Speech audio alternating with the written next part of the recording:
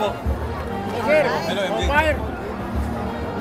State of the district address, ano aasahan natin po? Of course, the data that we've been working on for the past 3 years or 2 years and a half given my first term. And of course, ang mga mission and vision natin for the next 3 years, no, in case na mabigyan ako ng pangalawang pagkakataon na maglingkod, we will try to find ways to be better in what we do. How was the ride been? Siyempre, alam naman natin from primetime actor, si Don Erwin, kayo rin, you're very much busy with showbiz right now. Ibang side nyo naman ang makikita namin today, serving the people. How has the ride been so far? The journey of being a public servant, yun nga sinabi ko, in and out, one of the things, for sure, I never changed as a person. I still have the same sincerity towards the people. Though there's one thing, no, we learn in and out of the government, and whatever that it is we learn, we try to apply as soon as possible. Especially if we know if it's going to be effective sa ating mga mamamayan o mga kababayang Pilipino. Ma'am Erwin, kailan nag-start yung friendship ninyo? Kailan it was? Matagal na rin. Nakikita ko. Bata pa si Arjo. Friends na kami ng daddy niya. So, sa media pa lang ako, kilala ko na si Art. So, doon, nakikita ko na nga siya. Tapos, yun na nga, nung tumakbo siya, nakita ulit kami sa Congress. Ano yung lagi niyo pinag-uusapan pag nasa Congress? Of course, Quezon City, yung district niya, yung district ni Ralph, di ba? Kailangan tulungan din. Mas maganda kung mas maraming mga congressman, pag may mga final na bill yung isang congressman, suportado dapat ng ibang congressman para mas mabilis. Kasi sa pagpasa ng bill naman, parang botohan din yan, di ba? Kung mas maraming nakapirma doon, mas mabilis may ipapasa mga batas. And then, ano na pakiramdam mo? Number 1, diba? Hindi yun Pasalamat na tayo sa Diyos. Ang importante, after May 12, doon natin na malalaman. Yung number 1 na yan, baliwala yan. Number 1 ka nga, kung wala ka naman ginawa, masakit siya pag sinabi, wala palang silbi ito, nasayang ang boto. Kaya kailangan mo patunayan na number 1 ka, hindi lang basta number 1, kundi may gagawin ka. Kasi sasabihin ng tao, sayang yung boto ko sa hayop na yan. Dati sobrang outspoken mo. Alam naman natin sobrang outspoken mo. And ngayon ikaw yung nasa hot seat. Kasi ikaw naman ang pwedeng i-critique sa mga ginagawa mo. How are you taking everything so far? Well, bahagi yun ng trabaho, di ba? Sa politiko. And you cannot avoid that Sabi nga nila, dapat pag politiko ka, government official ka, huwag kang balat sibuyas. So, dati ako bumabanat. Ngayon, accepted ko na yun na parang titirahin ka kung wala ginang ginagawa. Pero kung may ginawa ka naman, hindi ka naman titirahin ng mga tao. Gaya ni Kong Arjo, masaya yung kanyang mga constituents. So, hindi na titira. Ganon din nangyari sa akin, di ba, before DSWD. Media lang yan, walang kaalam-alam yan.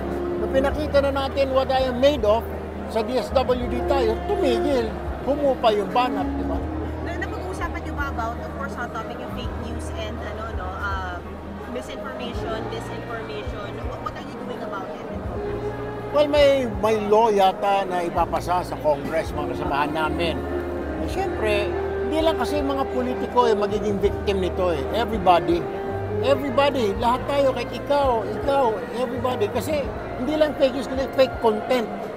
Ikaw na yung inutangan, paglabas sa social media, ikaw may utang sa kanya at mumurahin ka pa. So yung mga makakapanood, walang kwenta pala ito si MJ.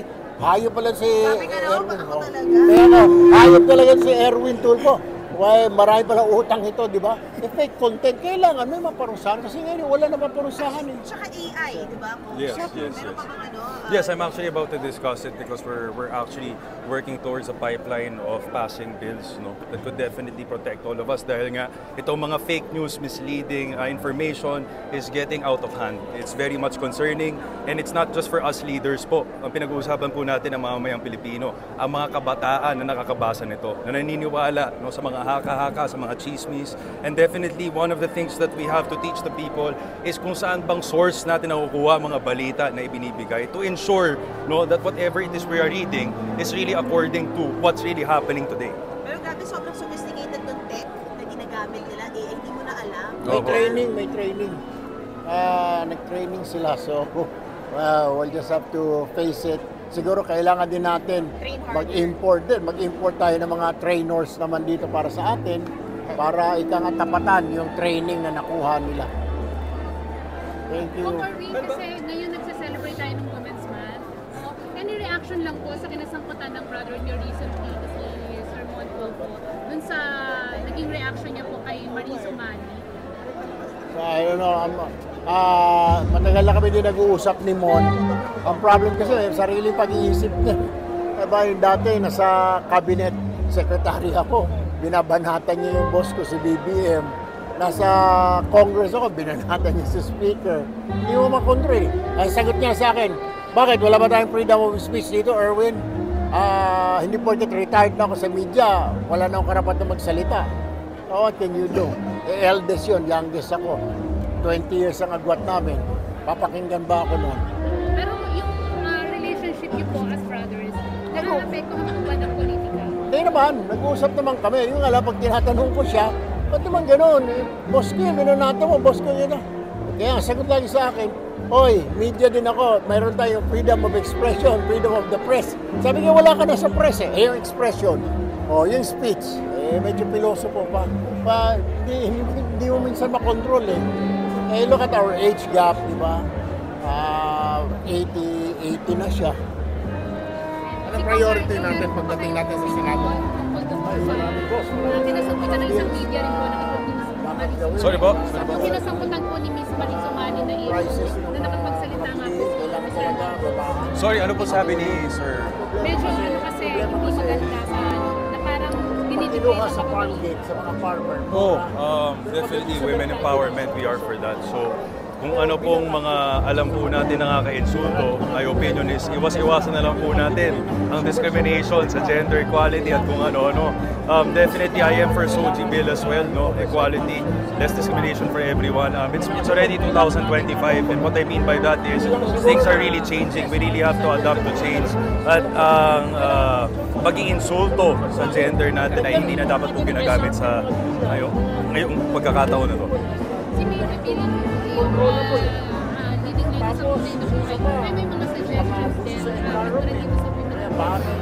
More than women empowerment, of course, suggestion niya sa akin, ang tip niya sa akin as a public servant is, of course, huwag pahiyain ng pamilya at huwag mabuhay ng mga tao. And I think that's one of the most important things dahil everything comes along with that naman.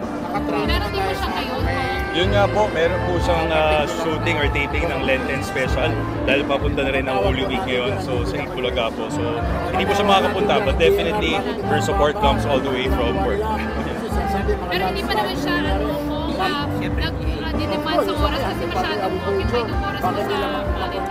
Hindi naman po, I definitely make sure that I have time for work, for public service, and of course, for my family. Hindi naman po pwedeng mawala yun. So this Holy Week, meron naman kayong vacation ni May? Week lang po, parang 3 days with the family. Habol lang po ako dahil nga po it's elections time. But definitely, I'll make the most out of the 3 days with my family. Sa elections, kung si Maine ba sumasama sa kampanya? For these elections, opo, hopefully makasama na rin po siya sa iba't ibang araw na pwede siya. Kasi nga po, sobrang busy din po talaga ng schedule. But definitely, as a promise, she will show up when she's available. How do you shield her from the negative politics? How do I? Sorry. Shield her. Hindi ko naman po siya nilalapit sa politika eh. That's one thing for sure. So there's no reason to bash her. And hindi ko po pinapansin. No one really goes after my wife. At the end of the day, my wife is such a beautiful person inside and out. At wala po talaga siyang paalala sa akin kung hindi wag pahihin ng pamilya. And to do good for the people. Dahil ako naman din talaga ang pinagkatiwalang representante. So the best thing I could do to repay the people is not break the trust. And that's, I think, one of the things that the younger generation would give this country. Kung Arjo, ano regalo mo kay May na 30th birthday? Secret, pero party na rin. At, of course, Ano kang sabi sa party? Themed. First time mag-theme ulit after a long time. But yun, I'm just happy she enjoyed. I'm happy she celebrated with her loved ones. She invited her colleagues coming from years ago. of work and all that. So sobrang pasasalamat ko din because obviously everyone showed the love on her special day. Sobrang iconic kasi pati yung old and new colleagues were there. It was like a throwback of sorts. Kaya nga po eh. Kaya nga. Diba? I mean, ano yung reaction mo na it was trending, everyone who loved her was there, from Eat Bulaga family, dating mga nakasama niya sa GMA, Alvin was there. No, like what I said nga, MJ, I'm just really thankful kasi nga, at the end of the day, if it's your partner's birthday, the only thing you want is masaya siya. And pinakita ng mga colleagues niya, ng mga kasamahan niya, ng mga kaibigan niya, na how much she's loved. And I sincerely appreciate it. Kung may magkaibang mundo kayo ni Maynes, because sa politics siya sa showbiz, may mga nagsasuggest na gumawa uli sila ng movie ni Alden. Okay lang ba sa'yo kung sakali na... Naku po, no comment. No comment muna ako dyan. Opo. Pero hindi niyo pa napag-uusapan? Hindi naman po. I think I have so much things also on my plate right now, especially elections. Maine has been very understanding and yeah. Wait lang, Nathan Studios, wala bang movie for Maine? Nathan Studios for this year. We're just fixing everything in the pipeline. We have one movie upcoming soon. Si Mami na po mag-a-announce. But movies-wise, I think we're just trying to get more concepts to produce quality films for us. Pero wala pa for me. Wala pa po, for now, wala pa po pinag-uusapan. Pero sabi ni Miss Sylvia, parang gusto nyo hiwala yung production nyo sa kanya or parang kayo talaga yung magiging hands-on doon sa ipoproduce nyo movie? Tingnan po natin when the time comes, pag nagkataon na magtrabaho po kami. Okay yung dalawa. Opo. Start na po tayo. Okay, start na pala.